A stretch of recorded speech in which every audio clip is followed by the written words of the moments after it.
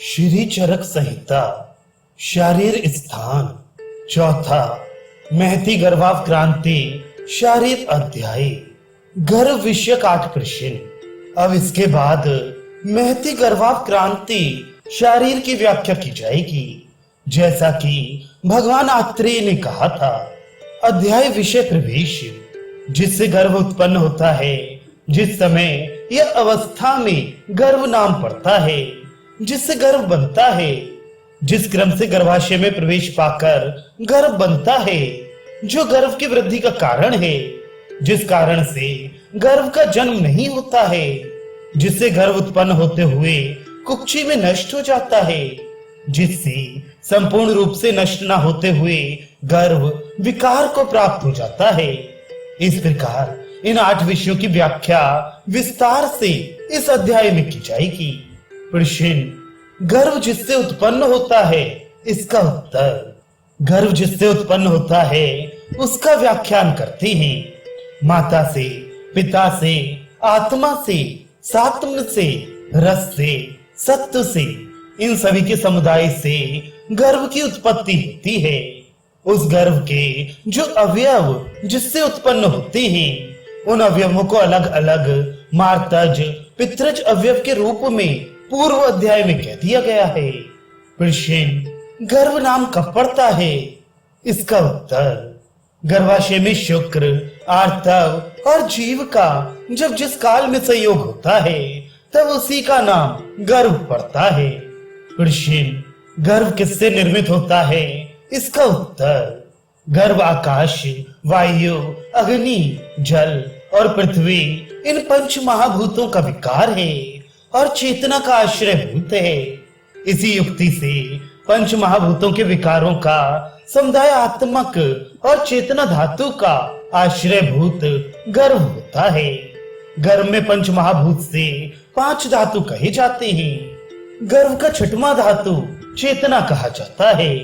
प्रश्न, गर्भोत्पत्ति क्रम का उत्तर। जिस अनुपूर्वी क्रम से गर्भाशय में गर्भ उत्पन्न होता है, उसकी व्याख्या करेंगे। पुराना आर्तव जो 1 मास से संचित रहता है, उसके निकल जाने के बाद और नूतन रज के गर्भाशय में स्थित होने पर पुनः शुद्ध होकर स्नान कर लिया है। और जिस स्त्री की योनि, आर्तव, गर्भाशय दूषित नहीं है, ऐसी स्त्री को ऋतुमती कहा जाता है।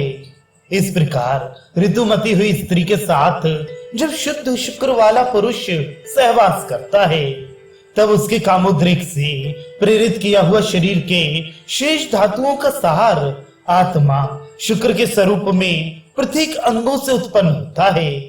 वे शरीर धातुओं का सार शुक्र स्वरूप आत्मा और आत्मा में अधिष्ठित बीज धातु स्त्री और पुरुष के मैथुनिक क्षेत्र से प्रवृत्त होने पर हर्षयुक्त आत्मा से प्रेरित होकर पुरुष के शरीर से प्रत्येक अंगों से निकलकर उचित मार्ग योनि रंध्र से गर्भाशय में प्रवेश कर आर्तव अर्थात स्त्री बीज से संबंध करता है। अर्थात वह पुंग बीज स्त्री बीज से मिलकर गर्भ का बीज स्वरूप कलल बन जाता है। गर्भ में आत्मा के कार्य। शुद्ध आर्तव के साथ शुक्र का जब संयोग होता है, तब गर्भ की उत्पत्ति किस प्रकार होती है, इस प्रश्न की आशंका कर उत्तर दिया गया है। गर्भोत्पत्ति में सर्वप्रथम मन ही कारण है, जिसकी ऐसी चेतना धातु आत्मा गुण ग्रहण करने के लिए प्रवृत्त होता है। वह आत्मा ही हेतु, कारण, निमित्त, अक्षर, कर्ता, मंता, वेदिता, बोधा, दृष्टा, धाता, ब्रह्मा, विश्वकर्मा, विश्वरूप, पुरुष, प्रभाव, अव्यय, नित्य गुणी, ग्रहण, प्रधान, अव्यक्त, जीव, ज्ञा, पुद्गल, चेतना वाला, व्यापक, भूतात्मा, इंद्रियात्मा और अंतरात्मा कहा जाता है।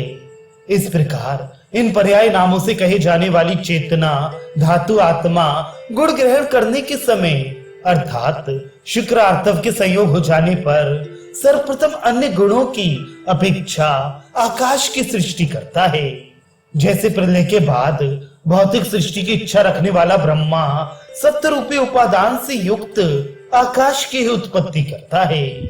इसके बाद क्रम से व्यक्ततर गुण वाले 4 वायु आदि धातुओं को उत्पन्न करता है। उसी प्रकार स्थूल शरीर को धारण करने में प्रवृत्त जीवात्मा सर्वप्रथम आकाश रूपी उपादान का ही ग्रहण करता है। इसके बाद क्रमशः व्यक्तर गुण वाले वायु आदि 4 धातुओं को ग्रहण करता है। इन सभी शब्द आदि गुणों से युक्त गुणवान महाभूतों के गुणों का उपादान ग्रहण अति शीघ्र होता है। प्रथम मास में गर्भ का स्वरूप सर्वगुण संपन्न वह आत्मा गर्भावस्था को प्राप्त होकर प्रथम मास में सर्व धातुओं का सम्मिश्रण स्वरूप संकलित रूप बनकर कफ धातु का स्वरूप धारण कर अव्यक्त शरीर वाला होता है। उस अव्यक्त शरीर में अंग और प्रत्यंग सत और असत दोनों रूप में रहते हैं। द्वितीय मास में गर्भ स्वरूप, दूसरे मास में वह कलल घन बन जाता है। उसके 3 विभाग होते हैं, पिंड, पेशी और अर्बुद के आकार वाला। उसमें यदि पिंड के आकार का हो तो पुरुष, पेशी की आकृति हो तो स्त्री और अर्बुद के आकार का हो तो नपुंसक बालक होता है। तृतीय मास में गर्भ स्वरूप, तीसरे मास में सभी इंद्रियां, सभी अंग, सिर आदि और सभी अवयव, नासा, कर्ण, उंगली आदि एक साथ ही उत्पन्न हो जाते हैं। गर्भ में पंच महाभूत के भाव, इस गर्भ का मात्रज आदि अवयवों के अनुसार विभाग करके पहले खुड्डिका गर्भाक्रांति नामक अध्याय में कुछ अंग और अवयवों का वर्णन उचित रूप में किया गया है। अब पंच महाभूतों के विकार के विभाग के अनुसार उन्हीं कुछ अंगावयवों की और कुछ अन्य अंगावयवों के भी पर्याय से व्याख्या करेंगे। मात्रज आदि जो भाव शरीर में बनते हैं वे सभी भाव पंच महाभूत के विकार स्वरूप ही होते हैं, अर्थात पंच महाभूत से ही बनते हैं। गर्भ में शब्द, श्रोत्रेंद्रिय, लघुता, सूक्ष्मता और विच्छेद ये आकाशीय विकार हैं। स्पर्श, स्पर्शनेंद्रिय, रूक्षता, प्रेरणा, धातु की रचना या धातुओं का वहन करना और शरीर की अन्य चेष्टाओं का होना ये सब वायवीय भाग हैं। रूप, नेत्रेंद्रिय, प्रकाश, पाचन क्रिया का होना और शरीर में उष्णता का होना ये आग्नेय भाव है। रस, जिह्वा, शीतलता, मृदुता, शरीर में स्नेह और क्लेद का उत्पन्न होना ये जलीय भाव हैं। गंध, नासिका, गुरुता, स्थिरता और काठिन्य ये भाव पार्थिव हैं। लोक तथा पुरुष साम्य का उपदेश, इस प्रकार ये पुरुष लोक सम्मित अर्थात जगत के तुल्य है। जितने ही लोक में मूर्तिमान स्वरूप वाले भाव कार्य विशेष हैं, उतने ही भाव विशेष पुरुष में भी हैं, और जितने भाव विशेष पुरुष में हैं, उतने ही लोक में हैं। विद्वान पुरुष ऐसा ही देखना चाहते हैं, अर्थात लोक और पुरुष में साम्य समझते हैं। जन्मोत्तर काल में उत्पन्न होने वाले अंग, इस प्रकार भ्रूण के इंद्रियां और अंग एवं प्रत्यंग एक साथ ही उत्पन्न होते हैं, पर उनको छोड़कर जो भाव जन्म के बाद व्यक्त होते हैं, जैसे दांत, व्यंजन अर्थात चिन्ह, जैसे बाल्यावस्था समाप्त होने पर दाढ़ी, मूछ, कक्षा और गुह प्रदेश में लोम का होना, स्त्रियों में स्तन का उभार होना, व्यक्ति भाव अर्थात समय से रज, शुक्र आदि अन्य इसी प्रकार के भाव जो जन्मोत्तर काल में उत्पन्न होते हैं, जैसे तरुणास्थियों का संयुक्त होना, ये प्रकृति है। पुनः विकृति इसके विपरीत को कहती है।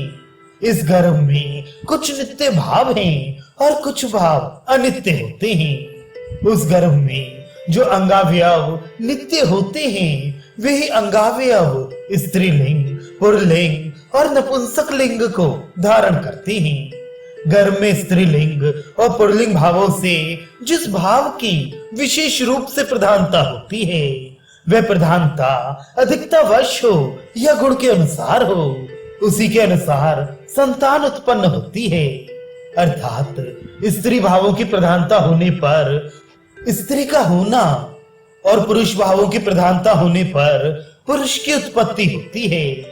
जैसे कलहव्य अर्थात वृश्य शक्ति का न होना, भीरुत्व अर्थात डरपोक होना, अवैशारध्य मोहमुग्धता, अनवस्थान अर्थात मन का चंचल रहना, अधोगुरुत्व अनसहन, शैथिल्य और सभी भावों का मृदु होना, इसी प्रकार और अन्य भावों का इन प्रधान संश्रय और गुण संश्रय के अनुकूल होना। जैसे स्त्री के समान चेष्टा करना स्त्री कर भाव कहा जाता है। इसके विपरीत भावों की प्रधानता होने पर उनको पुरुष कर भाव कहा जाता है। दोनों भावों की प्रधानता होना उनको नपुंसक कर भाव कहा जाता है। दोहद की उत्पत्ति उस गर्भ के शरीर में जिस समय इंद्रियां अभिव्यक्त होती हैं, उसी समय उस गर्भ के मन में वेदना सुख दुख की प्राप्ति होती है। इसलिए उसी समय से गर्भ में स्पंदन क्रिया होती है और अनेक जन्मों में अनुभव किए हुए इंद्रिय विषयों की वह इच्छा करता है और वह इच्छा माता के हृदय से व्यक्त होती है। इसलिए उस काल में दोहद उसकी संज्ञा होती है। ऐसा वृद्ध लोग कहते हैं। गर्भ का हृदय माता के हृदय से उत्पन्न होता है और गर्भ पोषण के लिए रसवाही धमनियों के द्वारा माता के हृदय से बालक का हृदय संबद्ध रहता है। इसलिए उन रसवाहिनी धमनियों के द्वारा बालक अपनी इच्छा को माता के हृदय के द्वारा प्रकट करता है। इसी कारण को समझते हुए विद्वान दोहद का अपमान करना नहीं चाहते हैं। यदि दोहरत का अपमान कर दिया जाए तो गर्भ का नाश या गर्भ में विकृति उत्पन्न हो जाती है। उस समय जबकि गर्भ माता के हृदय के द्वारा अपनी इच्छा को प्रकट करता है, तो गर्भिणी माता गर्भ के किसी किसी विषयों में समान योगक्षेम वाली होती है। अर्थात बालक के इच्छानुसार वस्तुओं की प्राप्ति होने पर स्वस्थ और ना प्राप्त होने पर अस्वस्थ होती है। इसलिए कुशल विद्वान प्रिय और हितकारी वस्तुओं से विशेष रूप में गर्भिणी की परिचर्या करते हैं। अर्थात जो गर्भिणी के लिए प्रिय होता है और जो उसके लिए हितकारी होता है, वही वस्तु उसके आहार विहार में प्रयुक्त करते हैं।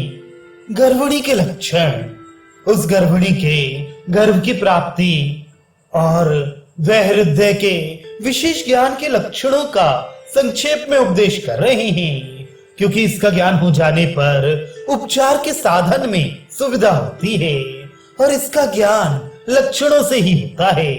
अतः लक्षणों का उपदेश करना यहाँ आवश्यक है।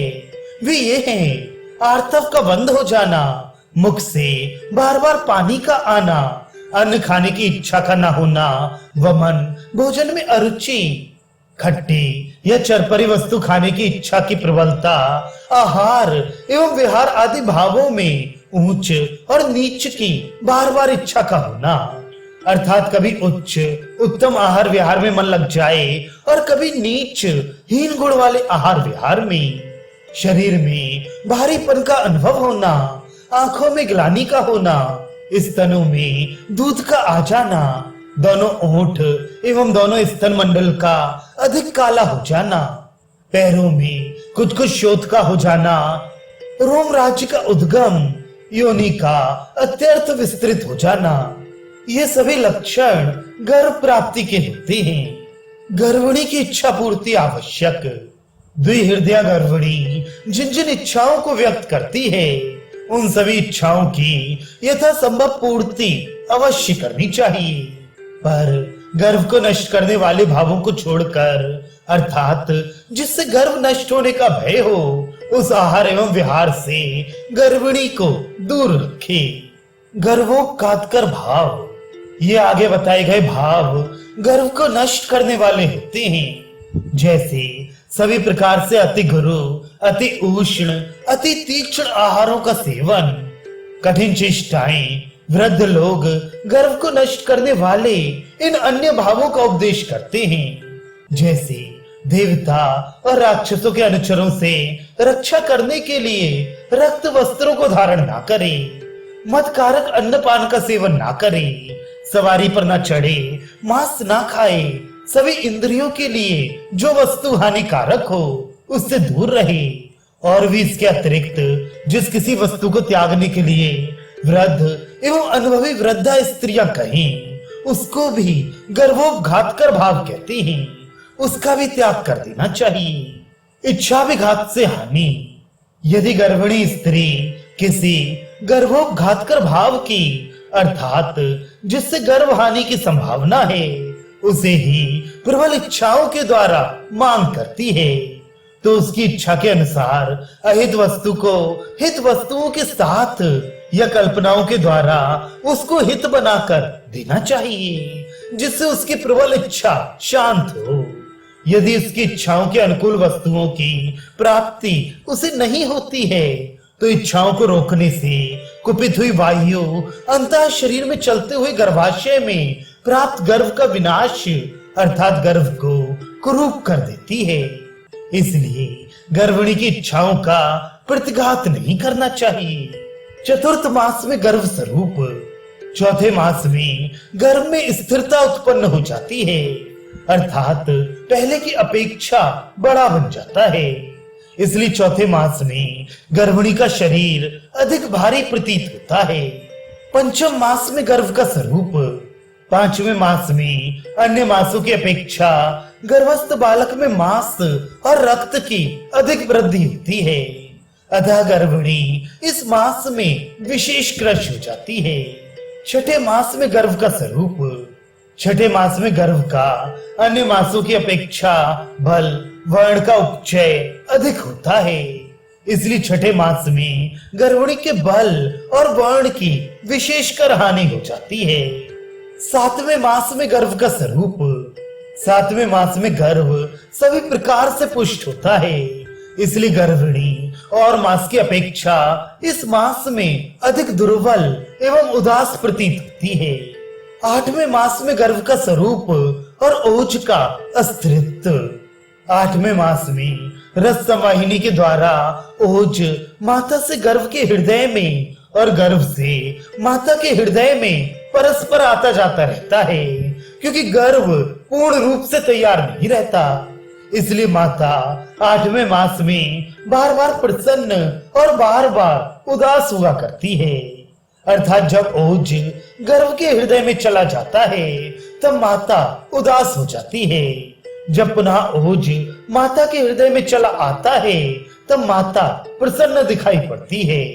इसी प्रकार जब गर्भ में ओज रहता है तो गर्भ में प्रसन्नता रहती है, जब ओज माता में चला जाता है तो उदासी छा जाती है। इस मास में यदि बालक का जन्म हो जाता है तो उसका जीवन संकटमय हो जाता है, क्योंकि ओज की स्थिति अस्थिर रहती है। इसलिए कुशल चिकित्सक प्रसव होने के लिए 8 मास को अगण्य अर्थात प्रसव के योग्य नहीं समझते हैं। 9वें मास में प्रसव काल, 8वें मास के एक दिन बीत जाने पर ही अर्थात 9वें मास से लेकर 10वें मास तक विघ्न रहित प्रसव काल माना गया है। प्रसव का यही समय निश्चित रूप से होता है। 10 मास व्यतीत हो जाने के बाद यदि गर्भ गर्भाशय में ही रह जाता है तो उसे विकृति माना जाता है। गर्भ प्रकरण का उपसंहार, इस प्रकार इस क्रम से ये गर्भ गर्भाशय में उत्पन्न होता है। प्रश्न, गर्भ वृद्धि के कारण का उत्तर। माता, पिता, आत्मा, सात में सत, रस आदि गर्भ कर 6 भावों की संपत्ति अदोषता होने से और माता के व्रत अर्थात आहार विहार और आचार की सुष्ठुता होने से अर्थात गर्भिणी के लिए बताए गए नियम एवं आहार का समुचित रूप से सेवन से माता के हृदय से आई हुई रसवाहिनी के द्वारा प्राप्त उपस्नेह और माता के ही शरीर से प्राप्त उपस्वेद से और काल द्वारा परिपाक होने से एवं स्वभाव सिद्ध अपने बढ़ने वाली प्रकृति से गर्भ गर्भाशय में वृद्धि को प्राप्त करता है। प्रश्न, गर्भ की व्यापत्ति अर्थात अजन्म में कारण का उत्तर। माता और पिता आदि गर्भकर भावों में दुष्टि होने से गर्भ का जन्म नहीं होता, अर्थात माता के आर्तव एवं गर्भाशय के विकृत होने पर और पिता के शुक्र में विकृति होने से गर्भ की उत्पत्ति ही नहीं होती। सातवें आदि भावों की विकृति होने पर गर्भ धारण होने पर भी उसकी मृत्यु हो जाती है या विकृति हो जाती है, अतः उसे भी अजन्म ही माना जाता है। प्रश्न, कुक्षी में गर्भ के नाश में हेतु का उत्तर। जो गर्भाशय में गर्भ वृद्धि के कारण बताए गए हैं, उनमें यदि विपरीतता आ जाए तो गर्भ का उदर में ही विनाश हो जाता है अथवा उसका स्राव या पात हो जाता है। प्रश्न, जिससे गर्भ संपूर्ण रूप से नष्ट ना होकर विकृति को प्राप्त होता है, इसका उत्तर। गर्भ में विकृत आर्तव का प्रभाव जिन कारण से गर्भ संपूर्ण रूप से नष्ट ना होकर विकृति को प्राप्त होता है, उनकी अब व्याख्या करेंगे।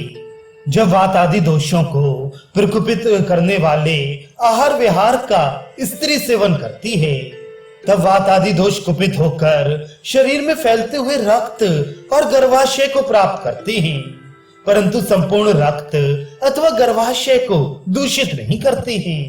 ऐसी दशा में जब वह स्त्री गर्भ धारण करती है, तब उस गर्भ के मात्रज और पित्रज अवयवों में से किसी एक अथवा अधिक अवयवों में विकृति उत्पन्न हो जाती है।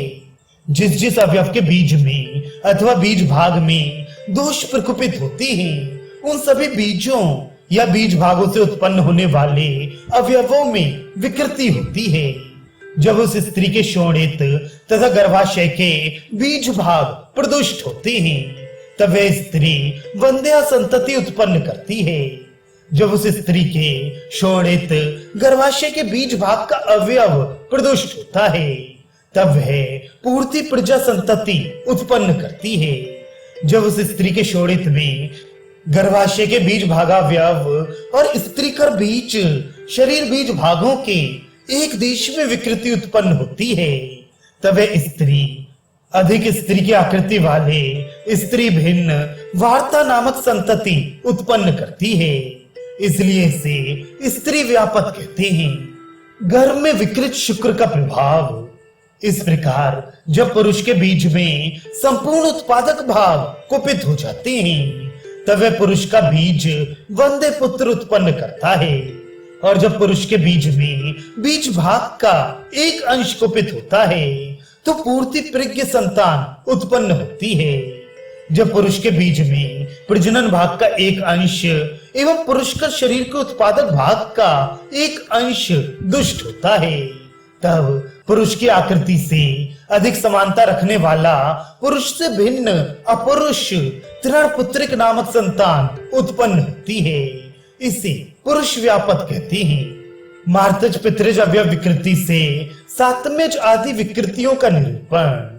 इन मार्तज पितृज अवयवों की विकृति का व्याख्यान करने से ही सातम्यज रसज एवं सत्वज अवयवों की विकृति का व्याख्यान हो जाता है, ऐसा समझना चाहिए। आत्मा का निर्विकार स्वरूप। पर आत्मा अर्थात श्रेष्ठ आत्मा तो विकार रहित होती है, 16 विकार से रहित है और सभी प्राणी मात्र में निर्विशेष रूप अर्थात समान से रहती है। मन एवं शरीर की भिन्नता से भिन्नता की प्राप्ति होती है। शारीरिक और मानसिक दोष।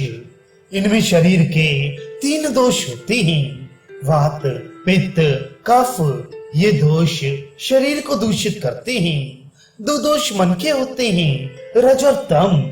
ये दोनों मन को दूषित करते हैं। इस मन और शरीर के दूषित हो जाने से शरीर में विकृति उत्पन्न हो जाती है।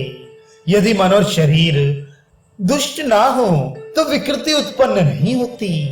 आत्मा में जो विकृति प्रतीत होती है, वह विकृति मन एवं शरीर के विकृत होने से ही आत्मा में आभास होता है। वस्तुतः आत्मा में विकार नहीं होता। शरीर के भेद। इनमें योनि भेद से शरीर 4 प्रकार का होता है। ये पहले खुड्डिका गर्भाव क्रांति नामक तीसरे अध्याय में कह चुके हैं।